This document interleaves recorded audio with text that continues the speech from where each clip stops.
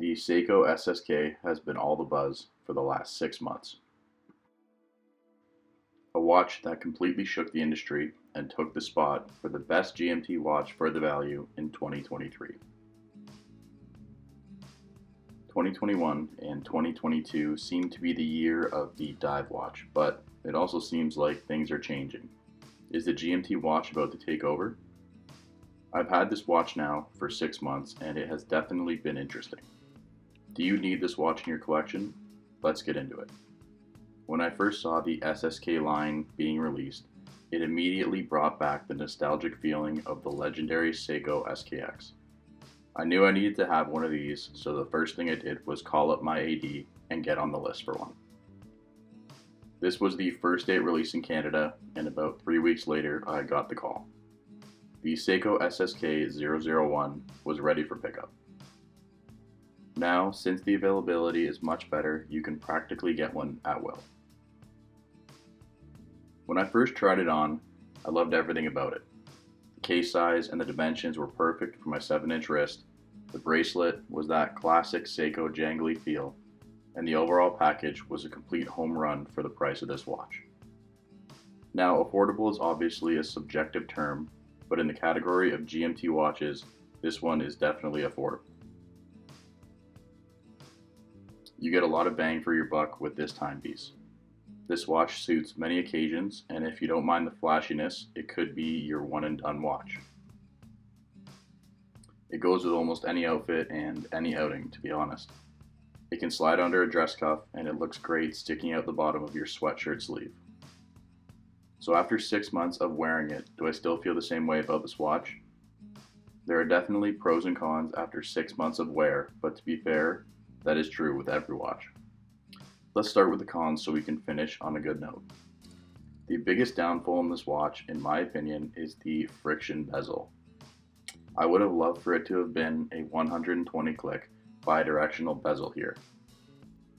It kind of makes it feel cheap, but the worst part about it is that it can move on its own and it can also move when you hit it on clothing or hit it by accident. Sometimes you just notice that the bezel isn't aligned, and I know it's an easy fix by just putting it back in line, but I want it to stay in place. Is that too much to ask? It would be nice to have a clasp with quicker and easier micro adjustments that account for the swelling of the wrist throughout the day. It seems like everyone is coming out with some sort of glide lock system, and typically in higher price points, so this isn't a huge one for me. It would just be nice.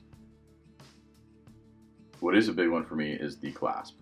Now, the design is obviously great, it's very secure, and the micro adjustments give you a great fit. But it just looks cheap with the fold-over clasp. I'm a sucker for a good-looking clasp, and Seiko typically misses the mark on this one. Lastly, the Cyclops. A love-hate relationship with a little bubble on a piece of crystal.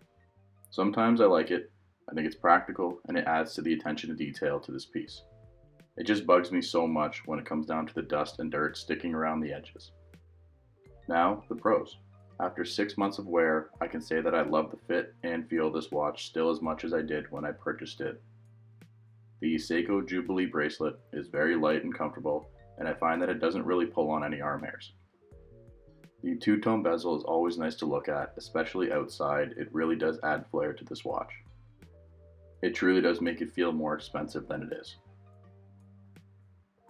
I don't know if this is a pro or con. I guess it depends on the person. This watch gets noticed and you will get compliments on it. Depending on where you live in the world, this may be a con due to the current state of the world, as it may get snatched off your wrist, or worse. But where I live, it's fine as long as you're not showing it off too much. Lastly, the major pro to this watch is the GMT function. It is very useful to track other time zones, especially depending on the line of work you're in. Overall, I love the look of this watch. The red GMT hand and lettering really pops off the matte black face. The applied indices are very legible and beautifully done. The two-tone bezel makes it pop, and all of these features together make it punch above its weight class. Oh, I forgot. One of my favorite things about this watch, definitely goes in the pros category, is the clear case back. There's nothing better in my opinion than being able to see the movement that I pay for. 6 months on the wrist was enough to say that this watch could be in the collection forever. It's a great piece that, to be honest, everyone should have in their collection. can't wait to see what they do with this watch in the future. Maybe a green variant or a Pepsi variant. The possibilities are endless.